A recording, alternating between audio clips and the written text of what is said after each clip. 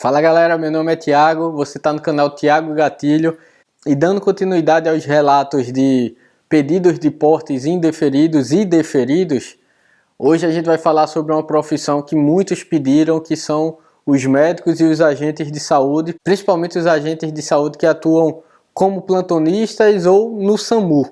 Então já deixa eu curtir para fazer com que esse vídeo chegue a mais pessoas e vamos embora para o vídeo.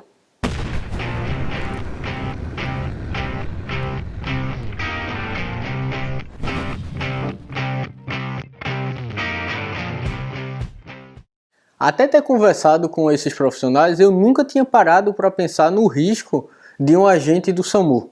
Agente do SAMU, para que vocês não sabem, é aqueles médicos ou profissionais da saúde que vão socorrer os acidentados de trânsito, os feridos a bala, ou qualquer pessoa que precisem de socorro médico. Normalmente ou você liga para os bombeiros ou você liga para o SAMU. Acho que na sua região deve ter SAMU também, acho que é todo o Brasil.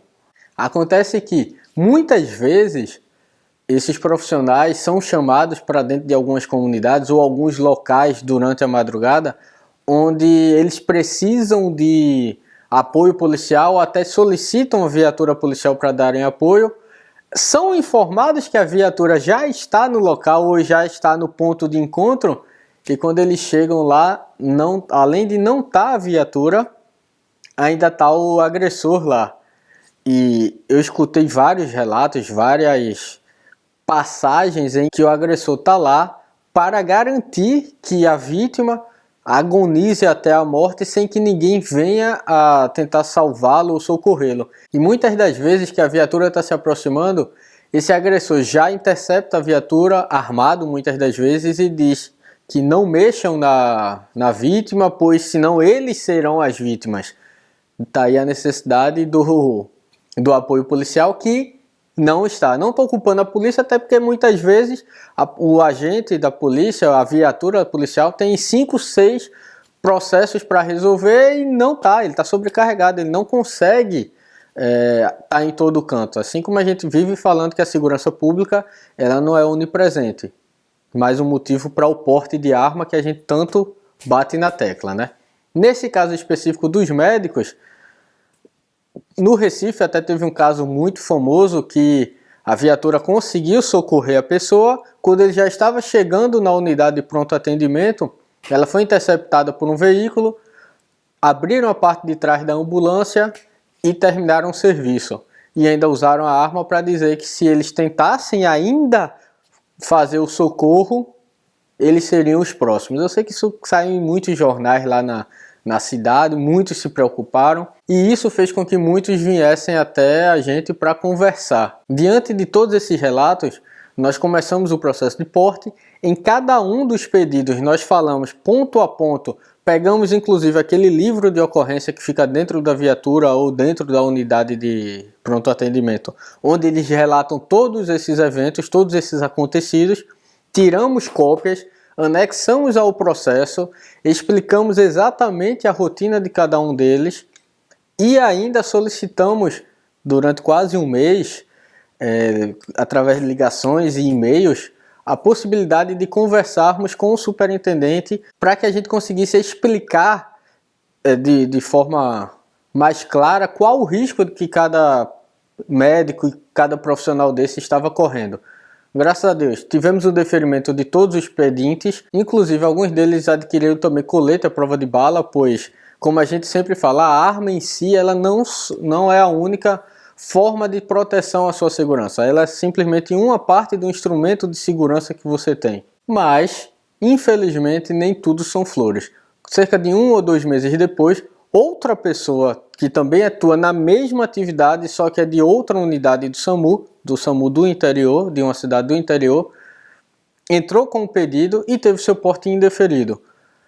Não faz sentido porque foram os mesmos agentes que analisaram, a mesma superintendência, e os riscos eram os mesmos com o agravante dele ser do interior, ou seja, todo o socorro que ele tinha que fazer o transporte de lá dessa cidade até a unidade de pronto atendimento mais específica da capital, pois se tratavam de ferimentos a bala ou traumas mais sérios que a cidade ou os hospitais próximos não conseguiam tratar. Isso serve para mostrar o quanto é complicada essa questão do porte, pois o risco era o mesmo, a diferença entre o deferimento e o pedido, esse novo pedido, foi coisa de 2 ou 3 meses, e mesmo assim houve um indeferimento. Eu não falei no vídeo de empresário, se você ainda não assistiu o vídeo, acessa aqui o card, em que aconteceu outra situação parecida. Eram 3 sócios, pai e 2 filhos, onde somente o pai e um filho conseguiu o deferimento. O segundo filho, que é o filho que mais atua dentro da empresa, teve o seu indeferimento de porte 2 vezes. Somente na renovação do pai e do outro filho, ou seja, 3 anos depois que a gente entrou com o pedido dos 3, que esse aqui saiu.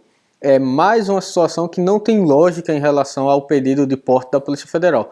Pois, se os 3 atuam no mesmo lugar, as salas deles são separadas apenas por uma parede, a rotina dele é a mesma, moram no mesmo prédio, atuam no mesmo local, têm a mesma empresa, por que de 2 sai e de outro não sai? Então, a gente está aqui com a intenção de fazer esse vídeo para que vocês peguem experiências, peguem alguma coisa que venha a ser compatível com a sua segurança, e sempre reforçando que é muito difícil o porte de arma. Infelizmente no Brasil essa leitura de facilitação do porte ainda não existe. A gente tem que continuar falando lá no Poder Legislativo para que seja feita uma flexibilização. Não adianta ficar batendo só lá em Bolsonaro, a gente tem que fazer pressão para o Legislativo. O Executivo vai cumprir o que o Legislativo criar de lei lá. Então, e a gente já sabe que o Executivo é favorável ao porte de arma. Então, vamos falar com os deputados, com os senadores, mandar e-mail, ficar cada vez mais forte para que essa flexibilização aconteça. A gente não está pedindo que libere o porte para todo mundo. Não, nunca foi a ideia. Que se tenha todos esses trâmites de teste de tiro, teste psicológico, uma mera análise do perfil da pessoa, mas que não seja o não é a regra, a exceção é o deferimento. Não, pô, a gente tem que ter um entendimento mais claro do preencheu esse requisito, beleza, pode dar o porte. Se o cara fizer besteira, ele vai ser responsabilizado. A gente tem que endurecer as regras, mas fazer com que seja possível você vir a ter o porte de armas.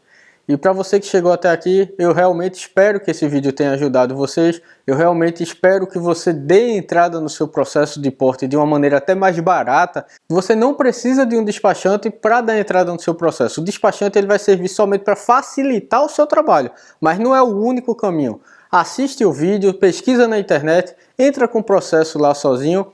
Eu tenho certeza que você vai conseguir fazer o seu processo, você vai conseguir ter uma ideia do que é o processo. E, sendo deferido, é que você vai pagar lá a GRU de R$ 1.500. Pelo menos isso. Pior seria se você tivesse que pagar antes de dar a entrada no processo e ser indeferido. Aí você nunca mais ia ver esse dinheiro. Então, valeu galera, muito obrigado, até a próxima.